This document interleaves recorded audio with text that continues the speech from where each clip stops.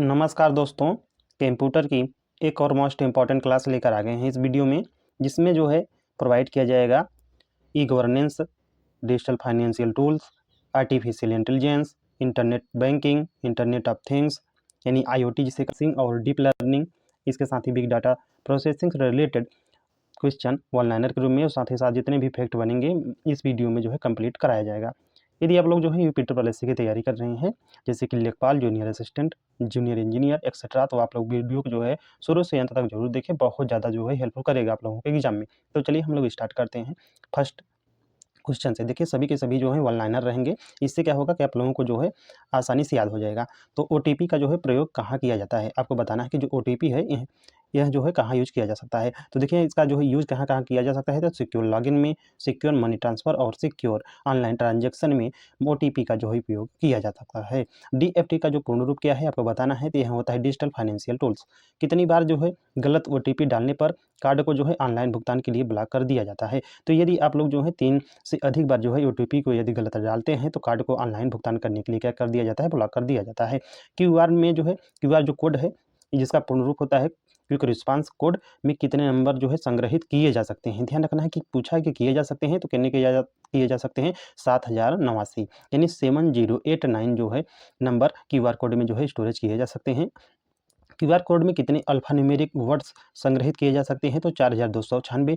एबीआरएस का पूर्ण रूप क्या होता है, तो आधार बेस्ड रेमिटेज सर्विस होता है। यूआईडीएआई का पूर्ण रूप आपको बताना है कि क्या है। यूआईडीएआई का पूर्ण रूप क्या होता है, तो ये होता है unique identification authority of India. तो unique identification authority of India जो है यूआईडीएआई का पूर्ण रूप होता है।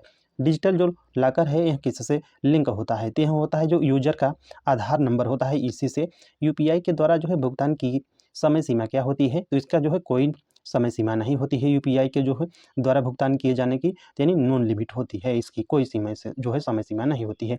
यूपीआई की जो है शुरुआत किसके द्वारा जो है शुरू की गई थी, तो एनपीसीआई जो है इसी के द्वारा, जिसका पूर्ण रूप होता है national payment corporation of India, इसी के द्वारा जो है यूपीआई की जो है शुरुआत की जाती है।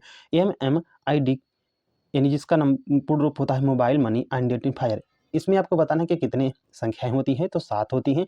बैंकिंग क्षेत्र में अधिक संख्या में चेक के तेज निपटान में कौन सा जो है सहायता करता है, तो यह होता है एमआईसीआर। जो एमआईसीआर है इसी के जरिए जो है बैंकिंग क्षेत्र में जो है चेक को जो है मतलब कि जो लिखा जाता है चेक पर, इसी के द्वारा जो है पढ़ा जाता है, नहीं मैग्नेटिक इंक कैरेक्टर रिकॉग्निशन के माध्यम से। बैंकों के चेक और ड्राफ्ट में किसका जो है उपयोग किया जाता है, आपको बताना है कि बैंकों के चेक और ड्राफ्ट में किसका उपयोग किया जाता है, तो इसी एमआईसीआर का ही। ई रूपी क्या है, तो ई क्या है, यहाँ व्याउचर है। ई रूपी एक व्याउचर है। भारतीय रुपये के चिन्ह को किस वर्ष जो है मान्यता मिली थी, तो 2010 में।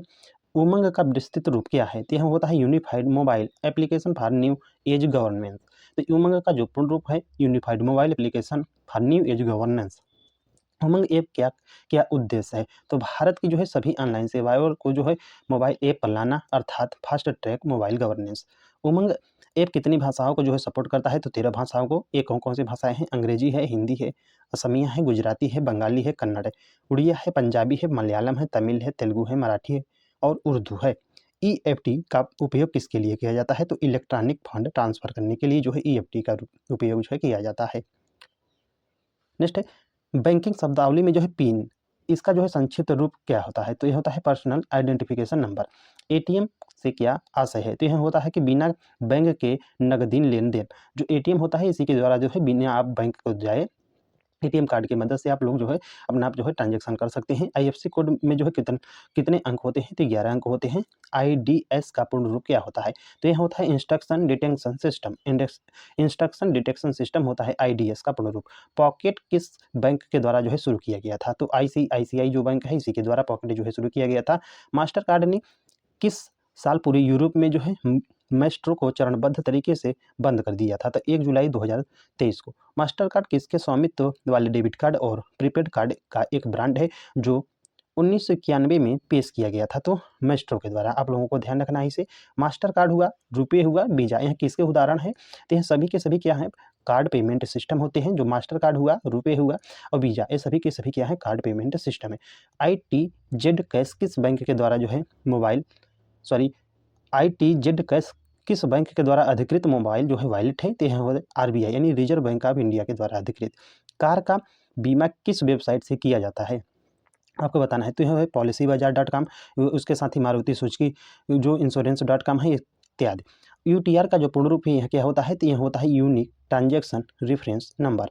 आरटीजीएस के साथ साथ नेफ्ट में भी किसका उपयोग किया जाता है? तो यूटीआर का ही उपयोग किया जाता है। कौन सा जो है मोबाइल वॉलेट नकदी निकालने के लिए जो है अनुमति नहीं देता है? तो सेमी क्लोज जो वॉलेट है यह जो होता है नहीं निकालने की अनुमति देता है। भारत में क्रेडिट कार्ड शुरू करने वाला जो पहला बैंक है कौन सा था? तो सेंट्रल बैंक ऑफ इंडिया। कब शुरू किया था? तो 1980 में।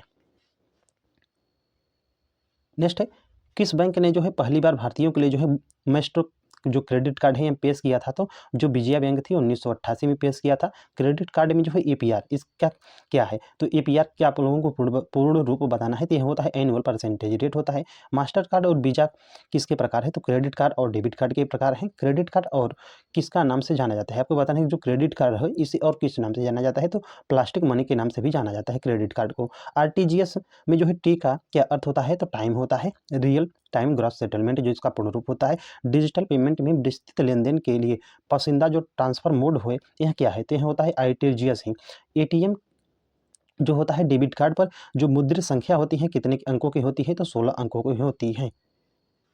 नेक्स्ट क्वेश्चन है, मोबाइल बैंकिंग से क्या आशा है? आपको बताना है कि जो मोबाइल बैंकिंग है इसका क्या तात्पर्य है, क्या संभव है? तो खाते की क्या है? बचत राशि देखना, बिजली की जो है भुगतान करना, फंड ट्रांसफर करना इत्यादि काम जो है मोबाइल बैंकिंग से आप लोग कर सकते हैं। ऑनलाइन बैंकिंग का क्या है? तो इंटरनेट के माध्यम से जो है इंटरनेट के माध्यम से जो है वित्तीय लेन देन करने की जो है अनुमति देने वाला सेवा क्या कहलाती है? ऑनलाइन बैंकिंग कहलाती है। जबकि मोबाइल बैंकिंग मोबाइल के माध्यम से किया जाने वाला जो सेवा होता है इसमें भी इंटरनेट की आवश्यकता पड़ती है। आप लोगों को ध्यान रखना है। इंटरनेट बैंकिंग और वेब बैंकिंग, नेट बैंकिंग और ई बैंकिंग आपको बताना है। तो ये सभी सभी क्या है? ऑनलाइन बैंकिंग ग्राहकों को कौन कौन सी सेवाएं प्रदान करती है? देखिए जो यहाँ पे था मतलब कि ये उत्तर था, माफ कीजिएगा। देखिए ऑनलाइन बैंकिंग को किन किन नामों से जाना जाता है? तो आप लोगों को ध्यान रखना है। इंटरनेट बैंकिंग हुआ, वेब बैंकिंग हुआ, नेट बैंकिंग हुआ और ई बैंकिंग। इन सभी जो है ऑनलाइन बैंकिंग के नाम हैं। ऑनलाइन बैंकिंग ग्राहकों को कौन सी सेवाएं जो है प्रदान करती है? तो यह क्या प्रदान करती है? जमा स्थानांतरण हुआ, ऑनलाइन बिल भुगतान सहित लगभग हर पारंपरिक सेवा। सीवीवी का पूर्ण रूप क्या होता है? तो कार्ड वेरिफिकेशन वैल्यू होता है। किस शहर में जो है भारत का पहला डाकघर जो एटीएम है यह खोला गया था? तो देखिए कहाँ पर खोला गया था? चेन्नई में खोला गया था 27 फरवरी 2014 को कोट्टी नगर में। बैंक मित्र क्या है? तो बैंकों के द्वारा अनुबंधित संवाददाता हैं ये सभी के सभी बैंक मित्र। चलिए नेक्स्ट देख लेते हैं। भारतीय रेलवे के द्वारा रेलवे आरक्षण का कार्य किसके सौंपा गया है? तो आईआरसीटीसी है इसी के द्वारा जो है इसका जो पूर्ण रूप होता है Indian railway catering and tourism corporation यानी कॉरपोरेशन। तो भारतीय रेलवे द्वारा रेलवे आरक्षण का जो कार्य है आईआरसीटीसी यानी Indian railway catering and tourism corporation जो है इसी के द्वारा जो है कार्य मतलब कि कार्य किया जाता है। रेलवे मंत्रालय के द्वारा ऐप के माध्यम से अनारक्षित टिकट सिस्टम यूटीएस की शुरुआत कब और कहाँ की गई थी? तो 27 दिसंबर 2014 को मुंबई में। ई टिकट क्या क्या मतलब होता है? तो ऐसा टिकट जो रेलवे काउंटर पर गए बिना घर से या सूचना कियोस्क से ऑनलाइन बुक किया जाता है उसे क्या कहते हैं? ई टिकट कहते हैं। यदि आपको इंटरनेट के माध्यम से किसी अन्य व्यक्ति को धनराशि जो है स्थानांतरित करने की आवश्यकता है तो आप किसका उपयोग कर सकते हैं? तो क्या कर सकते हैं? वित्तीय साइबर सुरक्षा का, इलेक्ट्रॉनिक चेक का, इलेक्ट्रॉनिक बिल प्रस्तुति और भुगतान का। आईसीटी का पूर्ण रूप क्या है? तो इंफॉर्मेशन एंड कम्युनिकेशन टेक्नोलॉजी यानी सूचना और संचार प्रौद्योगिकी। एआई उद्योग में प्रमुख जो नवीनतम निर्माण के रूप में किन तकनीकी दिग्गजों का जो है उल्लेख किया गया है? तो गूगल, आईबीएम, माइक्रोसॉफ्ट। इन सभी के सभी जो महान कंपनियां हैं या बड़ी-बड़ी जो कंपनियां हैं यह जो है एआई उद्योग में प्रमुख मतलब कि अपनी जो है भूमिका निभा रही हैं। आप लोगों को ध्यान रखना है। चलिए क्वेश्चन नंबर नेक्स्ट देख लेते हैं। जनरल एआई को अन्य किस नाम से भी जाना जाता है? तो मजबूत यानी स्ट्रांग एआई के नाम से भी जाना जाता है। आर्टिफिशियल इंटेलिजेंस का प्राथमिक लक्ष्य क्या है? तो मानव व्यवहार व का जो है अनुकरण करना है इसका जो है प्राथमिक उद्देश्य। एआई में पहचान के कितने प्रकार होते हैं? एआई में जो है पहचान कितने प्रकार की होती है? तो 3 प्रकार की। आर्टिफिशियल इंटेलिजेंस के दृष्टि से विभिन्न प्रकार हैं। स्ट्रांग अप्रोच, वीक अप्रोच और एप्लाइड अप्रोच। ये सभी के सभी जो हैं आर्टिफिशियल इंटेलिजेंस के प्रकार हैं दृष्टिकोण के। आर्टिफिशियल इंटेलिजेंस के लिए आमतौर पर उपयोग होने वाली जो प्रोग्रामिंग भाषा है यह कौन सी है? तो प्रोलांग है, जावा है और लिस्प है। तो आर्टिफिशियल इंटेलिजेंस में जो है आमतौर पर उपयोग की जाने वाली जो प्रोग्रामिंग भाषा है प्रोलांग, जावा, लिस्प। चेहरा पहचान प्रणाली किस प्रकार के दृष्टिकोण पर आधारित होती है। तो एप्लाइड अप्रोच जो एआई है इसी पर। लिस्प किसके द्वारा बनाया गया था? तो जॉन मैकार्थी जो है इन्हीं के द्वारा जो बनाया गया था। जॉन मैकार्थी जो है इन्हीं को जो है फादर ऑफ एआई भी कहा जाता है। चलिए नेक्स्ट देख लेते हैं। ट्यूरिंग टेस्ट को किसके इसके निर्माता ने मूल रूप से क्या कहा था? तो द लिमिटेशन गेम कहा था। आप लोगों को ध्यान रखना है जो ट्यूरिंग टेस्ट है इसे जो है द इमेशन गेम कहा जाता था। आप लोगों को ध्यान रखना है कौन सा एल्गोरिदम प्रबलन मशीन लर्निंग के लिए उपयोग किया जाता है? तो क्यू लर्निंग। डिजी लॉकर क्या है? तो दस्तावेजों और प्रमाण पत्रों को भंडारण, साझाकरण और सत्यापन के लिए एक सुरक्षित क्लाउड स्थापित करना या प्लेटफॉर्म स्थापित करना ही डिजी लॉकर कहलाता है। वह क्षेत्र जिसमें जो है मशीन की मानवीय बुद्धिमत्ता का भी परीक्षण होता है क्या कहलाता है? तो यह हुआ कॉग्निटिव साइंस यानी ट्यूरिंग टेस्ट। जो ट्यूरिंग टेस्ट होता है इसी के माध्यम से जो है मशीन की मानवीय बुद्धिमत्ता का परीक्षण किया जाता है। एक आवश्यक क्षेत्र जो आर्टिफिशियल इंटेलिजेंस रिसर्च का केंद्र है क्या कहलाता है? तो नॉलेज इंजीनियरिंग कहलाता है। आर्टिफिशियल इंटेलिजेंस में एजेंट के प्रकार क्या हैं? तो सिंपल रिफ्लेक्स एजेंट्स हैं, मॉडल बेस्ड रिफ्लेक्स एजेंट हैं, गोल based agents, utility based agents, learning agents and multi agent system और हेरेकल एजेंट हैं।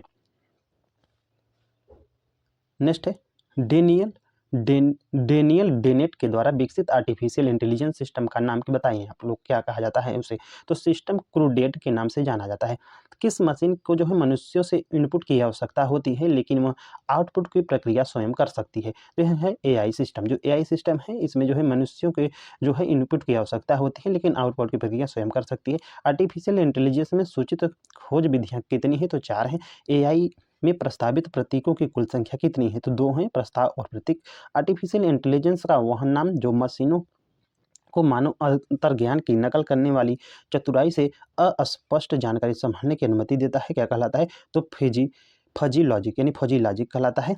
कौन सी प्रक्रियाएं जो है उत्पन्न करता है जो मनुष्य के लिए पढ़ना बिल्कुल आसान है? तो लिस्प। ये जो लिस्प हैं ऐसी प्रक्रियाएं हैं उत्पन्न करता है जो मनुष्य के लिए पढ़ना बिल्कुल आसान होता है क्योंकि यह जो है प्रोग्रामिंग भाषा है। आप लोगों को ध्यान रखना है। लिस्प।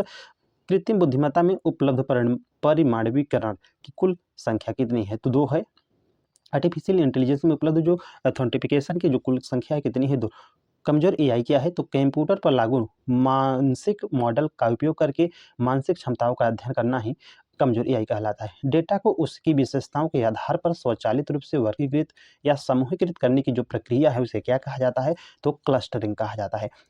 डेटा को कुशल पुनः प्राप्ति और विश्लेषण की अनुमति देने के लिए संग्रहित और प्रबंधित करने की जो प्रक्रिया है उसे क्या कहते हैं? तो डाटा वेयर हाउसिंग कहा जाता है। कौन सा सामान्य मशीन लर्निंग मॉडल है? तो लीनियर रिग्रेशन हुआ, डिसीजन ट्री हुआ, रैंडम फॉरेस्ट हुआ, एक्सजी बूस्ट हुआ। ये सभी के सभी जो है मशीन लर्निंग के मॉडल हैं। जनरली कौन सा जो है नेक्स्ट है कौन से जो है माप है कि मशीन लर्निंग मॉडल नए डेटा पर कितने अच्छे तरह भविष्यवाणी कर सकता है? तो यह है एक्यूरेसी, प्रेसिजन और रिकॉल।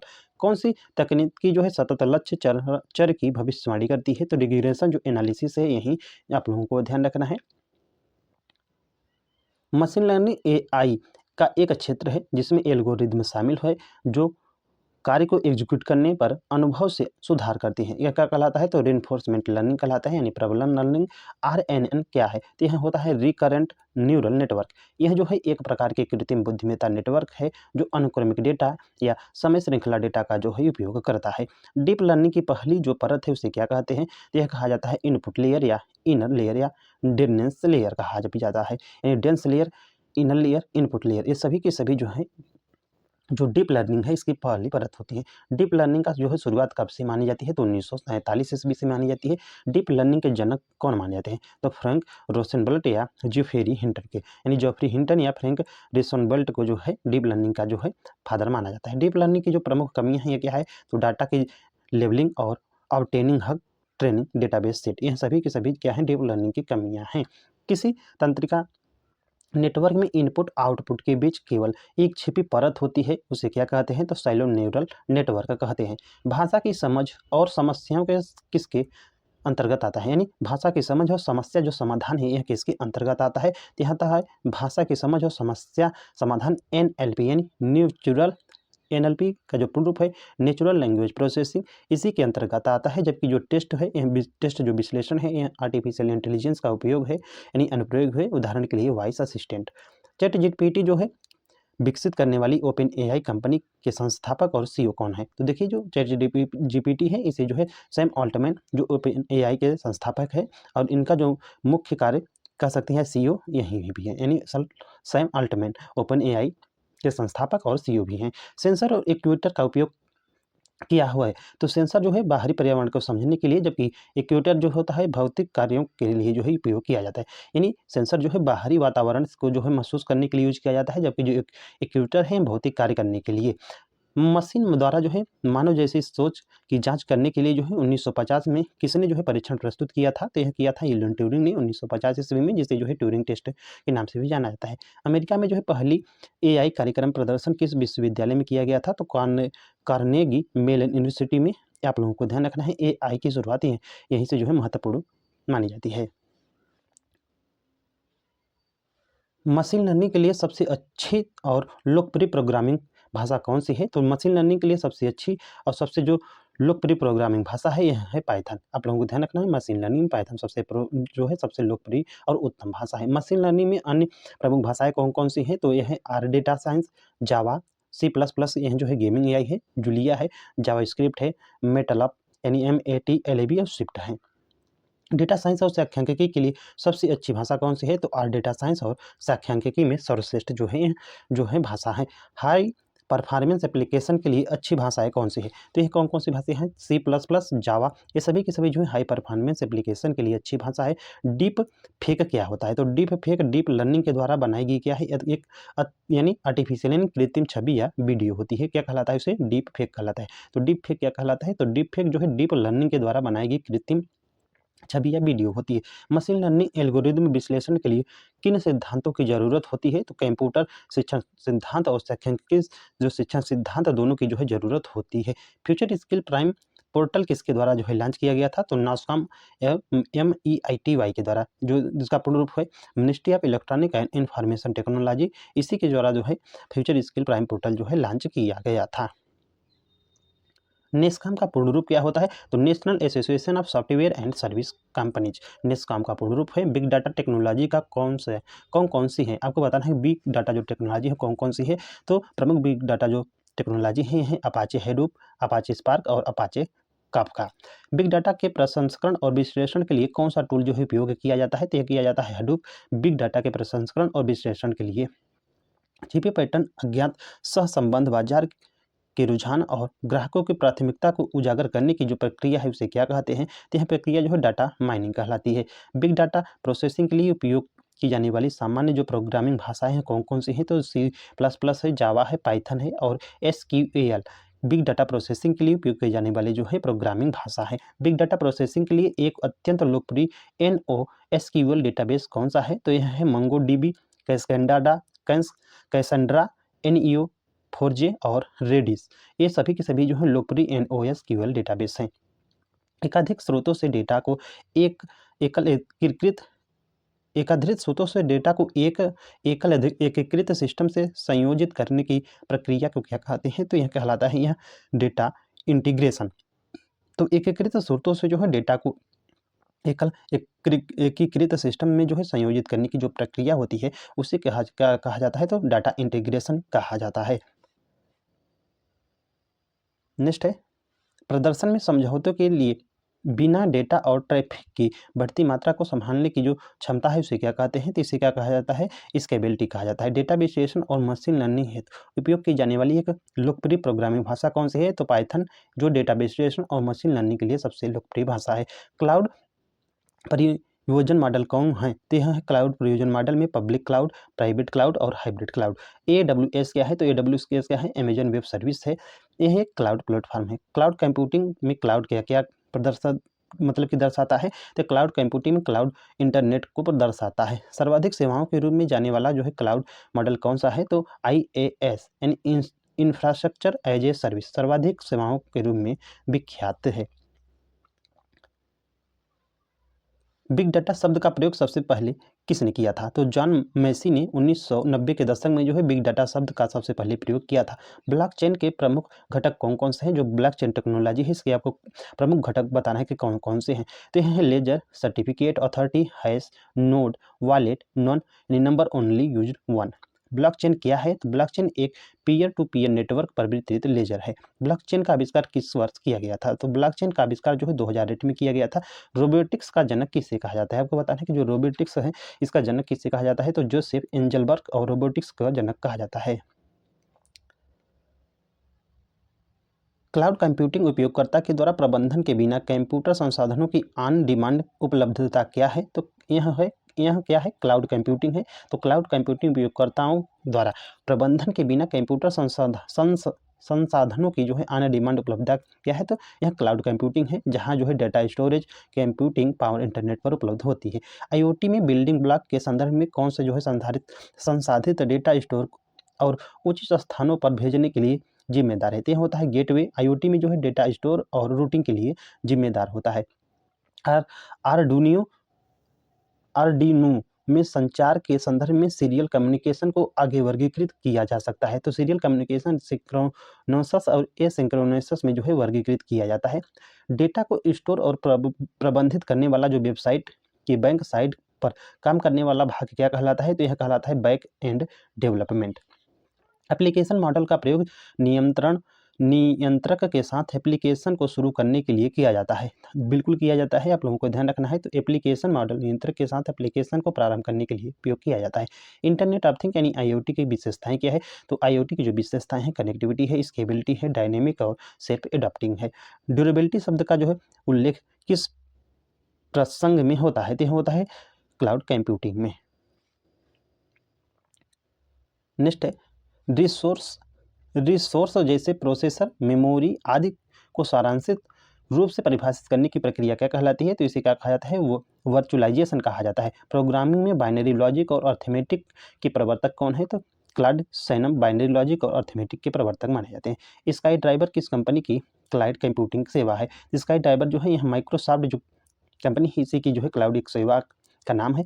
मानव मस्तिष्क की कार्यप्रणाली की नकल करने वाले सबसे छोटा और सबसे जो तीव्र कंप्यूटर है क्या है? तो क्वांटम कंप्यूटर है।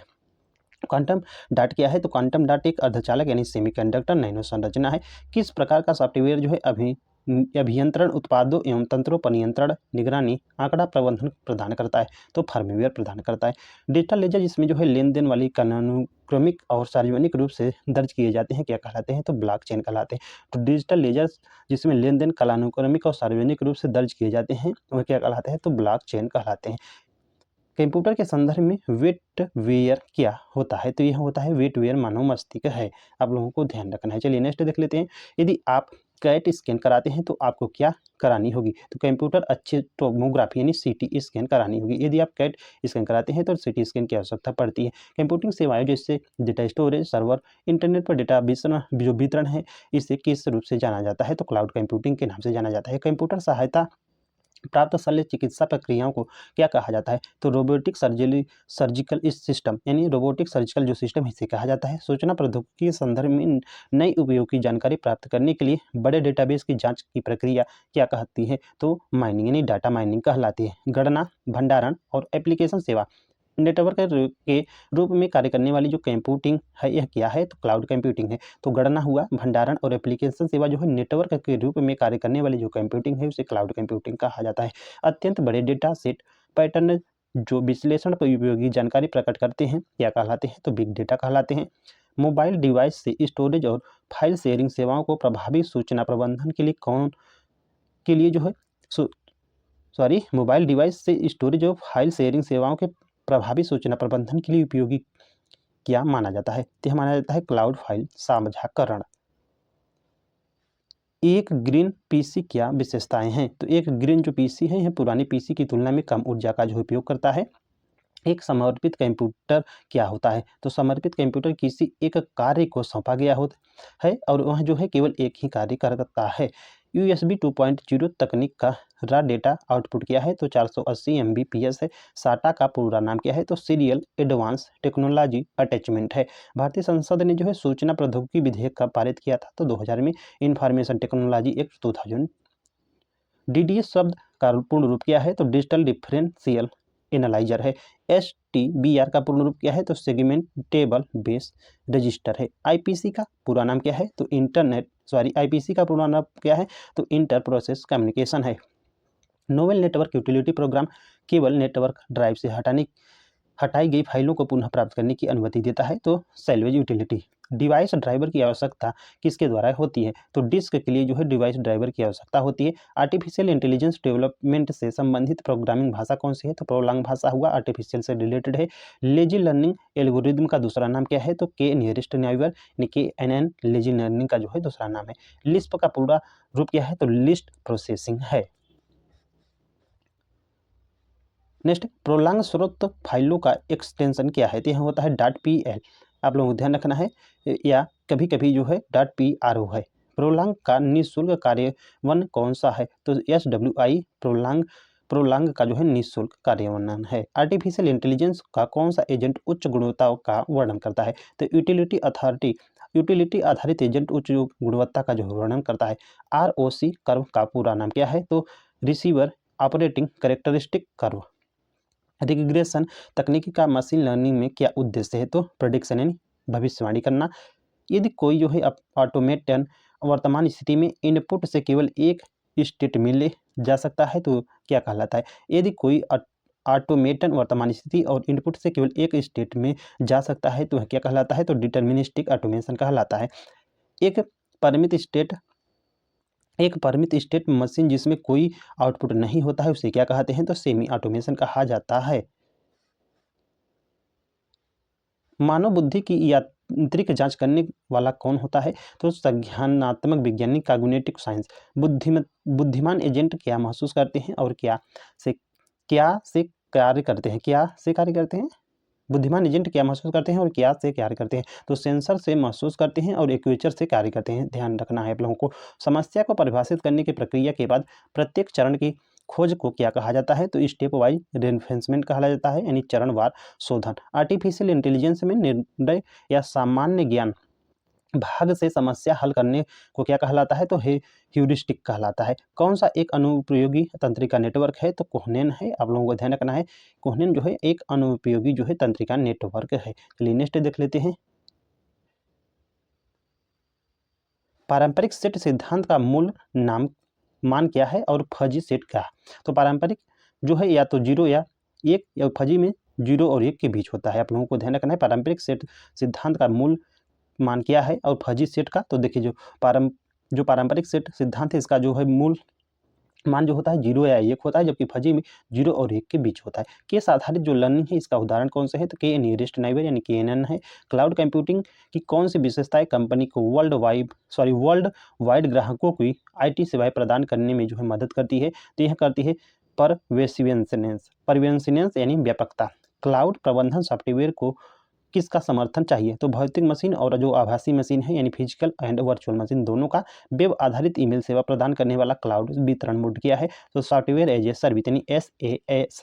बाजार उन्मुख क्लाउड आर्किटेक्चर में क्लाउड सुविधा से कौन लाभान्वित होता है? तो क्लाउड सेवा प्रदाता, क्लाउड उपयोगकर्ता और दलाल। नेक्स्ट है ऑटो एसोसिएटिव नेटवर्क क्या है? तो एक तंत्रिका नेटवर्क है जिसमें जो है फीडबैक होता है। फर्जी लॉजिक का रूप क्या है? तो बहुमूल्यवान तर्क होता है जो फर्जी लॉजिक है इसका। चलिए नेक्स्ट देख लेते हैं। फर्जी लॉजिक और आमतौर पर किस रूप में जो है दर्शाया जाता है? आपको बताना है जो फर्जी लॉजिक को आमतौर पर किस रूप में दर्शाया जाता है? तो IF नियमों के रूप में। संतृप्त मूल्य क्या है? तो इनपुट का भारित योग होता है। इंटरनेट ऑफ थिंग यानी IoT का उपयोग किस तकनीकी से किया जाता है? तो यह किया जाता है रेडियो आइडेंटिफिकेशन टेक्नोलॉजी यानी RFID के माध्यम से। MQTT का पूर्ण रूप क्या होता है? तो मैसेज क्यूइंग टेलीमेट्री ट्रांसपोर्ट होता है। MQTT जो प्रोटोकॉल है यह क्या वर्णन करता है? तो अनुरोध प्रक्रिया यानी रिक्वेस्ट और रिस्पॉन्स। IIoT क्या है? तो इंडस्ट्रियल इंटरनेट ऑफ थिंग होता है। IoT किस पर बनाया गया है? तो डेटा को संग्रह सेंसरों के नेटवर्क और क्लाउड कंप्यूटिंग पर। तो ध्यान रखना है IoT किस पर बनाया गया है? तो डेटा संग्रह सेंसरों के नेटवर्क और क्लाउड कंप्यूटिंग पर। बिग डाटा एनालिटिक्स की विशेषताएं आपको बताना है कि क्या है? तो open source, scalability, data recovery, ये सभी के सभी जो हैं बिग डाटा एनालिटिक्स की विशेषताएं हैं। फेसबुक हडूप आधारित बिग डेटा से कैसे निपटता है? तो प्रोजेक्ट प्रिज्म से। संगठन के द्वारा अज्ञात उपयोग के लिए कौन सा क्लाउड ढांचा संचालित किया जाता है? तो प्राइवेट क्लाउड। क्लाउड कंप्यूटिंग में वर्चुअल मशीन स्टोरेज इंफ्रास्ट्रक्चर प्रदान करने वाला मॉडल क्या कहलाता है? तो यह कहलाता है इंफ्रास्ट्रक्चर एज ए सर्विस यानी IaaS। क्लाउड में विकास ढांचा और नियंत्रण संरचना में कौन प्रदान करता है? तो यही करता है प्रदान। क्लाउड में मुख्य रूप से कितने प्रकार के सर्विस मॉडल मौजूद होते हैं? तो 3। कौन कौन से? SaaS, IaaS, PaaS यानी SaaS, IaaS और PaaS। नेक्स्ट है क्लाउड कंप्यूटिंग में सबसे महत्वपूर्ण क्षेत्र क्या होता है? तो सुरक्षा होता है। वर्चुअल रियलिटी के 2 प्रमुख प्रकार क्या हैं? तो फुल इमर्सिव और नॉन इमर्सिव। ये सभी के सभी जो हैं वर्चुअल रियलिटी इसके 2 मुख्य प्रकार हैं।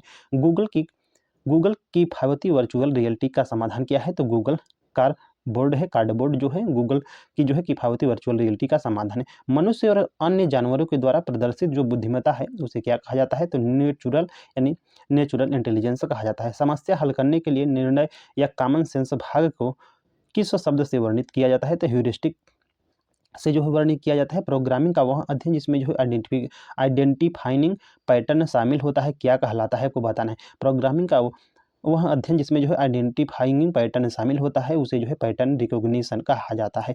चेहरा पहचान प्रणाली किस पर आधारित होती है? तो आर्टिफिशियल इंटेलिजेंस यानी AI पर आधारित होती है। कृत्रिम बुद्धिमत्ता शब्द किसने 1956 में डार्टमाउथ सम्मेलन में बनाया था? तो जॉन मैकार्थी ने जो है डार्टमाउथ कॉलेज में 1956 में जो है आर्टिफिशियल इंटेलिजेंस जो शब्द है यह गढ़ा था। ब्लॉकचेन कार्यान्वयन किसने जो है विकसित किया था? तो जो बिटकॉइन है इसी ने। बिटकॉइन ब्लॉकचेन पर आधारित किस प्रकार का है? तो सार्वजनिक नहीं पब्लिकली है। ब्लॉकचेन को किस रूप में संग्रहित किया जा सकता है? तो फ्लैट फाइल और डेटाबेस के रूप में।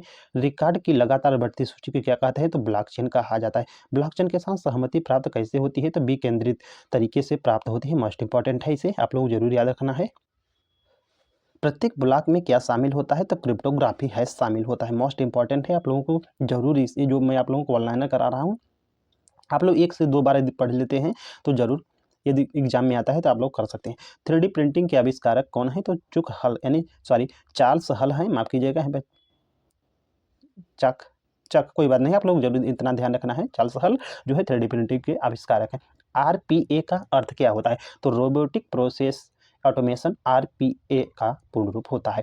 अपनी क्रिप्टो करेंसी को कहाँ स्टोर करते हैं? तो वॉलेट में। 3D प्रिंटिंग में 3D का अर्थ क्या होता है? तो 3 डायमेंशन यानी 3 आयाम होता है। RPA मुख्य रूप से किसके लिए यूज किया जाता है? तो ऑटोमेटिक बिजनेस प्रोसेसिंग यानी व्यावसायिक प्रक्रियाओं को स्वचालन करने के लिए RPA को जो है उपयोग किया जाता है। मेघदूत क्या है? तो सरकारी क्लाउड सेवा है, यानी जो मेघदूत है यह गवर्नमेंट ऑफ इंडिया का एक क्लाउड प्लेटफॉर्म है। WPS है, इसका पूर्ण रूप क्या होता है? तो वाईफाई प्रोटेक्टेड सेटअप होता है। इंटरनेट पर उपयोगकर्ता की गतिविधि की निगरानी कर जानकारी किसी और को भेजने वाला जो होता है उसे क्या कहते हैं? तो कीलॉगर यानी इंटरनेट पर उपयोगकर्ता की गतिविधि की निगरानी कर जानकारी किसी और को भेजने वाला क्या कहलाता है? तो कीलॉगर एक प्रकार का स्पाईवेयर होता है। DES पूरा रूप क्या है? तो डाटा इंक्रिप्शन स्टैंडर्ड होता है। ब्लॉकचेन लेनदेन को स्वीकार संसाधित करने वाला कंप्यूटर क्या कहलाता है? तो माइनर कहलाता है। CWR का पूर्ण रूप क्या होता है? तो कंटिन्यूअस व्यू रीडर होता है। M2M का मतलब क्या होता है? तो मशीन टू मशीन होता है। वह तकनीकी जिसमें उपयोगकर्ता को लगता है कि वह जो है आभासी वातावरण में उसे क्या कहते हैं? वर्चुअल रियलिटी यानी VR कहा जाता है। प्रॉक्सी सर्वर का उपयोग किसके लिए किया जाता है? आपको बताना है। जो प्रॉक्सी सर्वर है इसका उपयोग किसके लिए किया जाता है? तो जो प्रॉक्सी सर्वर है इसका जो उपयोग है अनधिकृत उपयोगकर्ता से जो सुरक्षा है इसे प्रदान करने के लिए किया जाता है। क्लाउड कंप्यूटिंग प्रणाली के 2 मुख्य भाग कौन से है? तो फ्रंट एंड और बैक एंड है। कृत्रिम बुद्धिमत्ता में उपयोग होता है तो न्यूरल नेटवर्क का उपयोग किया जाता है। साइबर स्टॉकिंग सामान्य रूप से कहाँ होती है? तो सोशल मीडिया पर होती है। ट्रेड माइक्रो क्या है? तो एंटीवायरस सॉफ्टवेयर है। ट्रेड माइक्रो क्या है? एंटीवायरस सॉफ्टवेयर है। IAM का पूर्ण रूप क्या है? तो आइडेंटिटी एंड एक्सेस मैनेजमेंट यानी पहुंच प्रबंधन जो है IAM का पूर्ण रूप है। UiPath यानी UI पाथ क्या है? तो रोबोटिक प्रोसेसिंग ऑटोमेशन सॉफ्टवेयर यानी RPA सॉफ्टवेयर है। आप लोगों को ध्यान रखना है। जो UiPath पाथ है यह जो है रोबोटिक प्रोसेस ऑटोमेशन सॉफ्टवेयर है। चलिए नेक्स्ट देख लेते हैं। IFR जो है इसका पूरा नाम क्या है? तो यह है इंटरनेशनल फेडरेशन ऑफ रोबोटिक्स यानी अंतर्राष्ट्रीय रोबोटिक्स संघ है। कंप्यूटर वायरस प्रोग्राम आमतौर पर किसमें छिपे होते हैं? तो ऑपरेटिंग सिस्टम और जो एप्लीकेशन प्रोग्राम है इसी में छिपे होते हैं। कंप्यूटर सुरक्षा 3 मूलभूत घटक कौन कौन से हैं? तो गोपनीयता यानी कॉन्फिडेंशियलिटी, अखंडता यानी इंटीग्रिटी, और उपलब्धता यानी अवेलेबिलिटी। ये सभी के सभी जो 3 शब्द हैं मोस्ट इंपॉर्टेंट, आप लोग इसे ध्यान रखना है। कंप्यूटर सुरक्षा के 3 मूलभूत घटक हैं। रोबोट की भुजा को क्या नाम से जाना जाता है? तो रोबोट की भुजा को जो है मैनिपुलेटर कहा जाता है। इतना आप लोगों को ध्यान रखना है। जो रोबोट की भुजा है उसे मैनिपुलेटर के नाम से जाना जाता है। तो गाइस मिलते हैं नेक्स्ट वीडियो में। Thanks for